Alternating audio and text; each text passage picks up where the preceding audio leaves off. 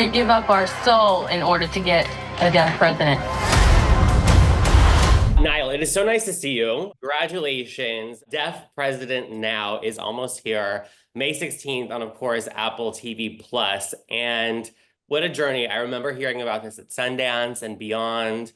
Now it's happening. I know it's such an important story, one that I did not know anything about, but I'm so happy that I do now. But tell me, because this centers around 8 days in 1988 at the world's only deaf university, and you were not even born yet. So tell me when this story came into your world. So I am very lucky that I come from a deaf family. I'm the fourth generation. Everyone in my family is deaf. My brothers, my parents, grandparents, even my great-grandparents. And I remember when I was 7 years old, my mom recounting the story of Deaf President Now, one of the most important civil rights movements in history. And as she described it, it was in relation to a lot that was happening around the US at that time with deaf schools. You know, this isn't really mainstream knowledge to most people, but this is something that's passed down generation to generation within deaf families as well as deaf schools. And I remember even at 7 years old, I couldn't understand. I remember saying like, wait a minute, Mom, there's a deaf college and they've never had a deaf president. Like that just blew my mind. And she just sort of outlined that that's the way that it was. As a kid, I went to deaf schools. And just about every year we would study Deaf President Now. So it's very much been a part of my life for a long time. What do you think that, because like I said, I think it's obviously such an important moment in history. And I think a lot of people are going to be exposed to it for the first time.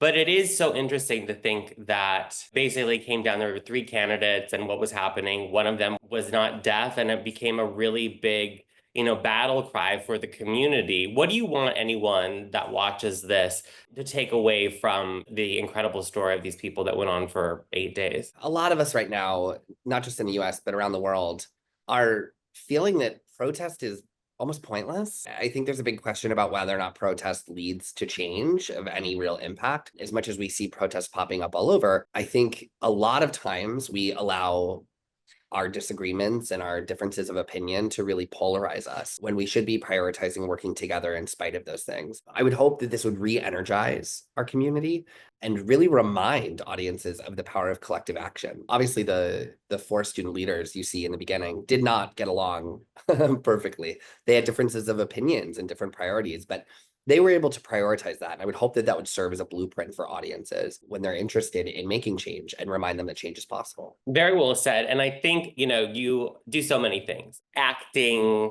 dancing, performing, of course, filmmaking. You have been nominated for an Oscar before for your documentary that from before, but what was the process for you this time around with making this film? Because you get to meet some really interesting people. I was curious how hands-on you were with sharing these stories these people had from almost how many years ago? Almost 40 years ago now. It's wild to be able to co-direct with Davis Guggenheim. Is such an honor. When I first sold this idea 6 years ago, it was under a very different format. It started actually as a scripted project and then was moved over into the doc space. We wanted this project to be deaf-led. We wanted to pay homage to the theme of Gallaudet University and to Deaf President Now.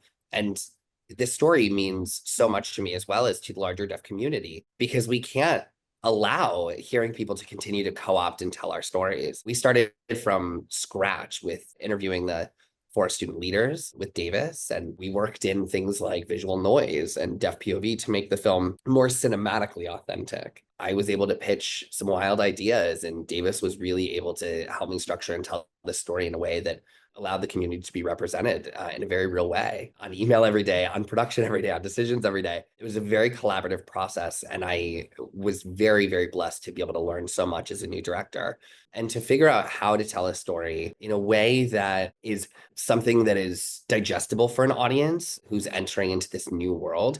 We were throwing a lot of information at them, and I think we found a really great way to navigate it. We decided to focus on the four student leaders as a tight lens simply because of those demands. What's like the directing experience for you been like? Because I love that you've done so much in front of the camera. Do you feel like this is the beginning of your world as a director? Yeah, very much so. I'm very open to more opportunities. I have other projects on my slate at the moment that I am directing, and I really enjoyed the experience of being able to work behind the camera as a director and a producer. I greatly enjoy it because I like having control over how a story is told. Just using my own lived experience as a deaf person and the cultural knowledge that I carry with me. Obviously, growing up, I saw many a deaf character portrayed in media and film, but their storylines were always lacking authenticity. My job now and my obligation is to really make a shift in that and change that, as well as to bring folks from my community behind the lens so that, we eventually have our own deaf team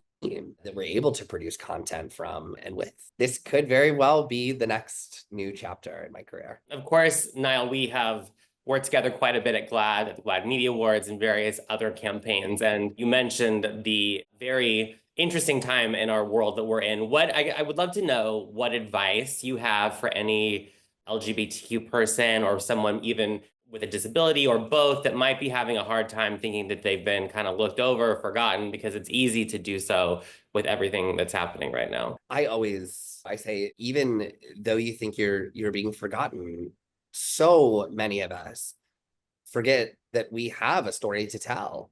It's really important to use your voice and to speak up and continue sharing your experience. I think you find your own community by speaking up, and those people tend to get in line and really back you up. I'm familiar with the feeling of being alone, but I think the key to not feeling that is to put yourself out there and share who you are, and to never allow a society that expects you to assimilate and wants to oppress you keep you from doing that.